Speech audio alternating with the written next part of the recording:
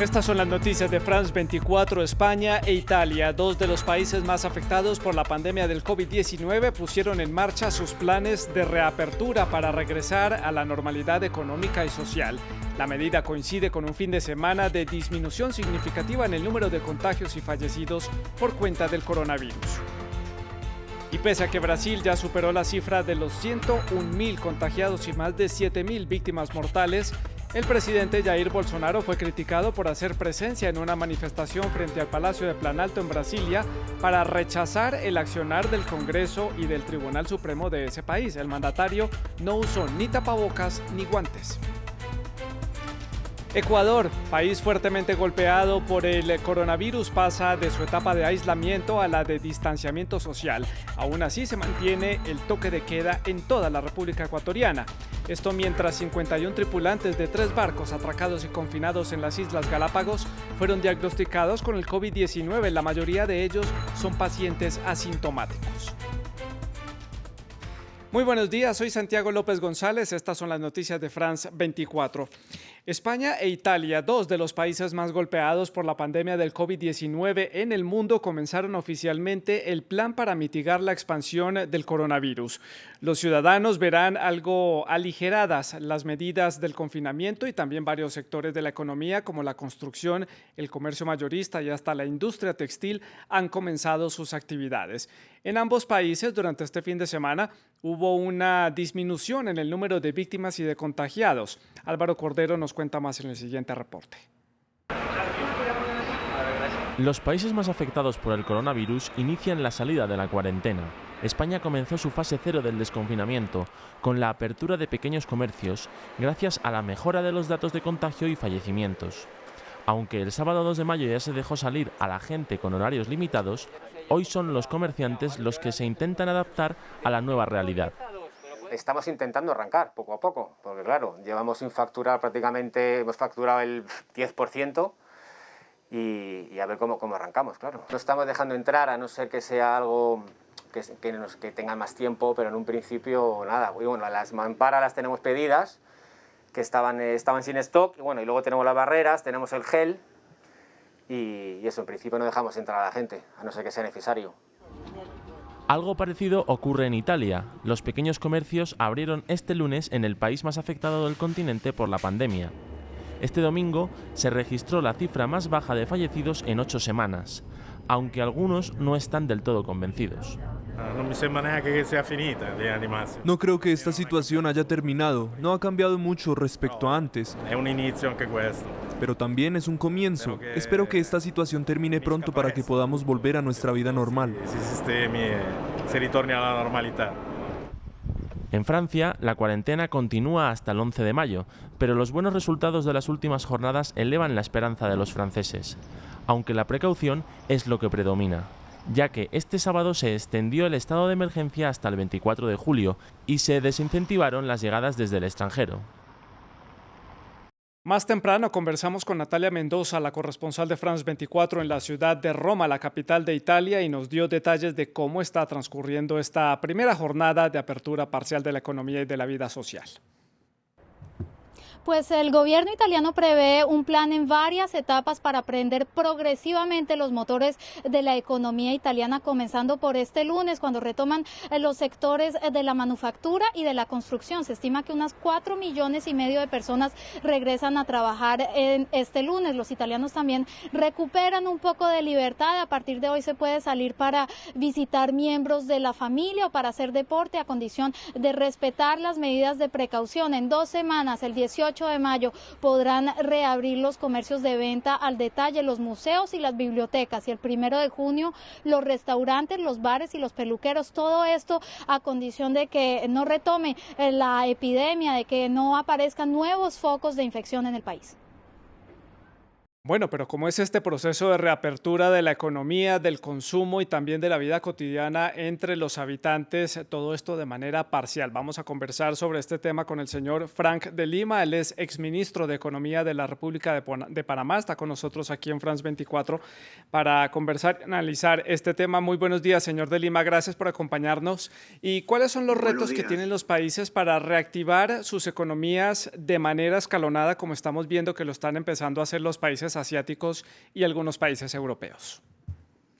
Sí, en efecto, esa es la gran interrogante que tienen los gobiernos hoy día, cómo llevar adelante la reapertura de la economía sin poner en riesgo a la población con el tema de la contaminación por el COVID-19. Hay mucha presión, por lo menos en Latinoamérica, de los ciudadanos que han perdido su trabajo o sus trabajos han sido suspendidos y los gobiernos han fallado en gran parte en poder lograr llevarles algún tipo de apoyo económico o de comida. Y entonces, por lo menos en Panamá, ha habido muchas manifestaciones de la gente requiriendo este tipo de apoyo de parte de los gobiernos y la presión y el estrés que tienen las personas de estar encerrados en su casa sin tener ningún tipo de ingreso. Entonces, las autoridades tienen que llevar adelante un programa de poder lograr que estas personas puedan regresar a su trabajo y tengan sustento para mantener sus familias.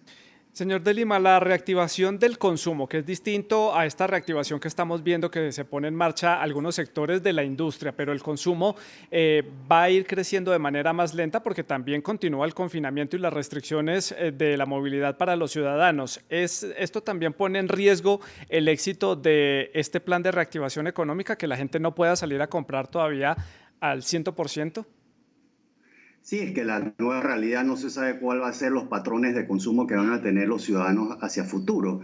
Obviamente estar encerrados en tu casa por más de 30 a 40 días, las personas comienzan a ver cuáles son sus nuevas realidades en el sentido de cuáles son sus necesidades básicas. Ya, y con esta nueva realidad de no tener los ingresos, como mencioné anteriormente, ya la gente de repente no va a salir a comer 2 o 3 veces a la semana como lo hacía anteriormente.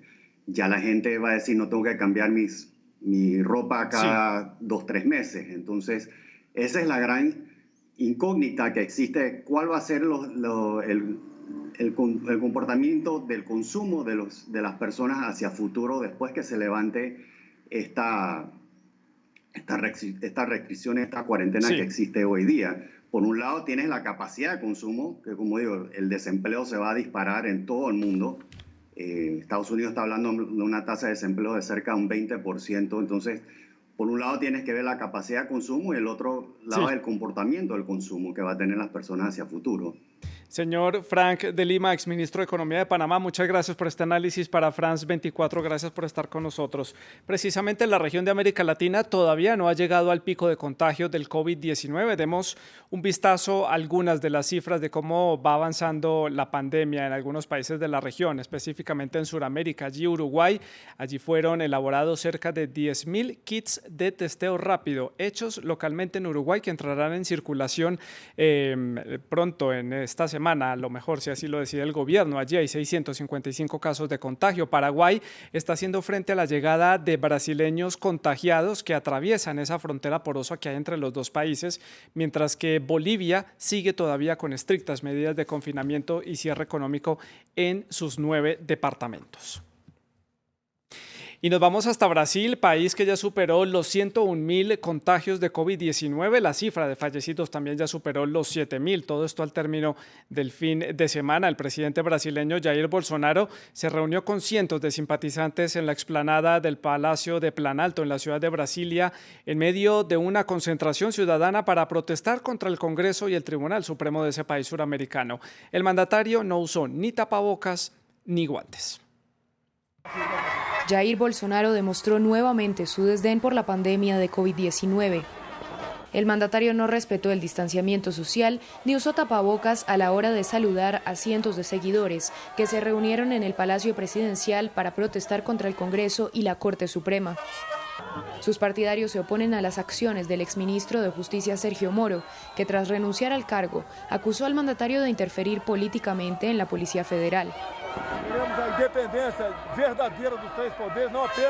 Queremos verdadera independencia de los 3 poderes, no solo una fracción de la Constitución. No queremos eso. Ya fue suficiente interferencia, estoy siendo muy claro, se acabó la paciencia. Bolsonaro criticó una vez más a los mandatarios locales que han impuesto aislamientos y cierres de comercios para frenar la expansión del COVID-19.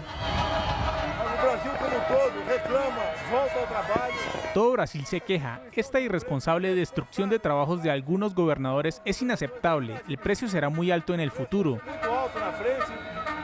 hambre, desempleo, miseria. Esto no es bueno. Las declaraciones se presentan el mismo día en que Brasil superó los 101.000 contagios y las 7.000 muertes por la enfermedad. La población con menos recursos es la más afectada. Para los más pobres el miedo a morir se vuelve relativo porque hay miedo de no conservar un empleo, no tener una comida en la mesa. Eso es más grande que estar enfermos. Detrás de esa situación hay una cuestión económica. Los menos favorecidos están en una situación delicada en cuanto a atención médica e higiene. En algunas áreas no hay agua. Brasil es el país que más casos y fallecidos tiene en la región y, de acuerdo con las proyecciones de expertos, podría superar el 1.000.000 de contagios y situarse por encima de las cifras que registra Estados Unidos, actual epicentro de la pandemia. Y Ecuador pasa oficialmente de la etapa de aislamiento a la de distanciamiento social, pero mantiene activo el toque de queda y las restricciones de movilidad en buena parte de la República. De otra parte, de 600 tripulantes que están confinados en 3 barcos en el archipiélago ecuatoriano de Galápagos, allí reportan que 51 de ellos están contagiados con el COVID-19. Así lo dio a conocer Norman Baray, el ministro presidente del Consejo de Gobierno de las islas, que están ubicadas a más de 1.000 kilómetros del litoral ecuatoriano y que son reconocidas por su ecosistema único en el mundo. De acuerdo con el funcionario, la mayoría de los contagiados son asintomáticos y están repartidos en 3 embarcaciones en la isla Santa Cruz. Se establecieron protocolos de seguridad marítima en donde las embarcaciones no pueden, los tripulantes no pueden abandonar sus barcos salvo en situaciones humanitarias de salud o circunstancias similares de fuerza mayor. Entonces, lo que se tiene que hacer es testear, ver qué sucede. Aquellas embarcaciones en que no haya inconvenientes podrán dejar su dotación mínima. Estamos cumpliendo con lo ofrecido. Iniciar un proceso ordenado, un proceso pausado y controlado de retorno. Cambiamos de tema. La celebración musulmana del Ramadán entra ahora en su segunda semana y la mayoría de los países musulmanes han cerrado oficialmente sus mezquitas debido a la pandemia del coronavirus, pero en Pakistán el gobierno ha permitido la apertura en contra del Consejo de los Expertos Médicos. Hasta ahora Pakistán tiene más de 20.000 casos confirmados de COVID-19, una cifra que va en aumento rápidamente. Este mercado abarrotado en Pakistán podría parecer extraño en este momento de pandemia mundial.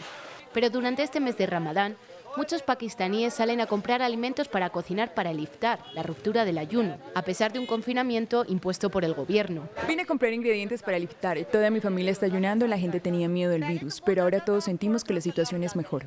En una controvertida decisión, el primer ministro pakistaní, Imran Khan, permitió reabrir las mezquitas. Para nosotros el Ramadán es un tiempo de adoración. Si los creyentes quieren ir a la mezquita y tratamos de detenerlos y la policía los mete en la cárcel, entonces no podemos llamar a Pakistán una sociedad libre.